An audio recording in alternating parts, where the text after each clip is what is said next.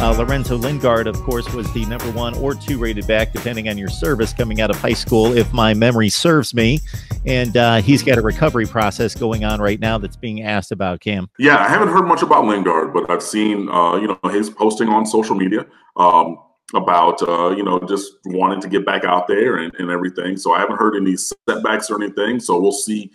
He's probably going to be limited through, the mat drills, off-season program, things like that. He'll probably be maybe held out for spring just because, when you tear a knee ligament, it's going to take months. So I don't think that Miami's going to push him back quickly, even though he might want to regenerate like Wolverine. But the cautious course of action would be to make sure that he is 100% or as close to 100% as possible before really putting him back out there. So I haven't heard anything bad, but I haven't actually really looked into it either. But I assume that Lingard's doing well.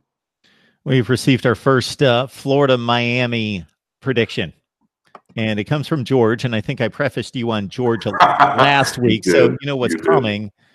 Gators 45-24. But it's coming from George again.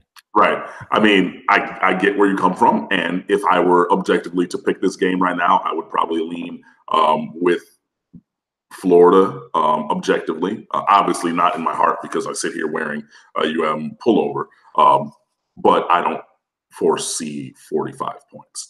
That's where the road diversion of yellow would. I just don't think that would happen, but we'll see.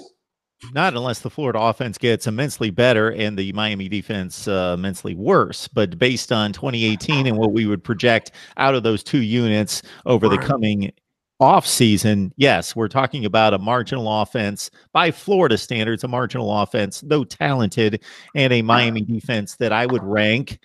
So I'll pull myself as a neutral observer. I would say Miami's defense in 2018, I say it's one of the 8 to 10 best defenses in the country. I don't know, somewhere in that range. Right. And I mean, I would probably go even a little bit higher than that. And I know that people are going to push back. I mean, honestly, but I mean, objectively too. I mean, the #1 pass defense, like #1 tackles for loss. I know people are going to say, oh, well, Clemson had the same number, raw number, whatever. Clemson also played 2 additional games to get to the same raw number of, tackles for loss. But yeah, I just don't think that 45 points is realistic, but stranger things have happened.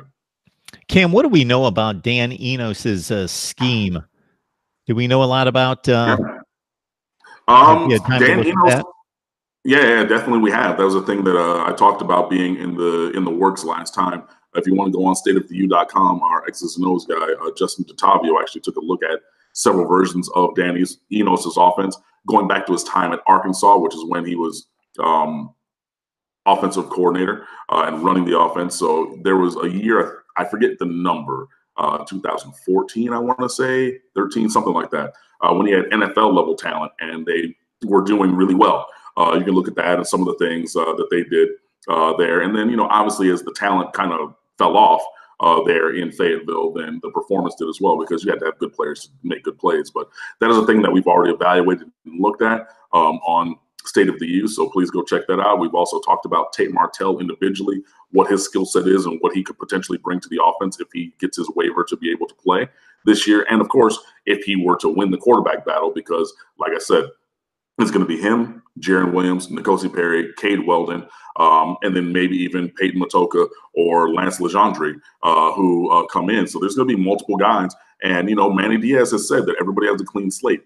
So, it could be anybody. And I know people are thinking Cade Weldon's not going to go win the job. If he goes and wins the job, then he won the job. And then obviously we got to talk about, the coaching and development to why he didn't see any of the field before. But yeah, I don't think that we're handing the job to Tate Martell, but he definitely raises the floor for the room, the quarterback room for Miami. And, people are going to be pushed and everybody has to really bring their best A game. But between a couple of players that we've looked at and the scheme with Dan Enos, we have done that already on State of the U. So I'm not going to spoil that, which we've already done. So please go to the website and check it out.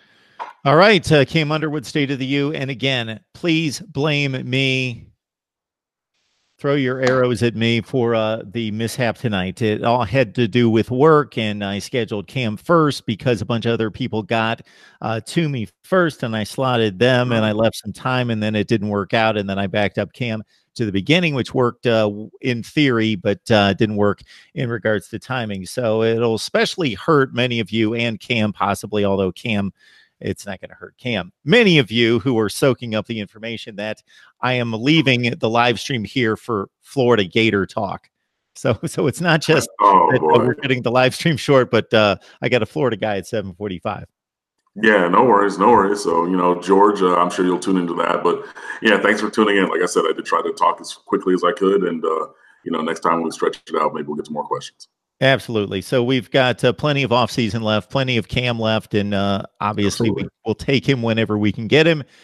Cam, hopefully we can do this soon, if not next Wednesday, whenever works best for you. We will talk that over and try to lock in something that's a little bit more. We've been pretty consistent on these Wednesday nights for you, so we hope you appreciate it. Yeah, no worries. I do appreciate it. Like I said, I know you got to run, but stateoftheu.com, we have a bunch of different stuff, X's and O's, transfer portal stuff, basketball, non-revenue stuff. We're talking about men's and women's tennis, women's basketball, track and field, swimming and diving, all of your Miami Hurricanes athletic needs. Stateoftheu.com. Go and check it out. Everybody have a good one. And when I say you should appreciate it, I'm talking about the folks out there, because when you talk about college football talk, and you guys see that I have a lot of very capable contributors and guests come on here, when it comes to somebody who's really locked in on a program and all the various facets of that program and how it relates to college football in general, doesn't get better than Cam. Cam, we appreciate it. You have a great night.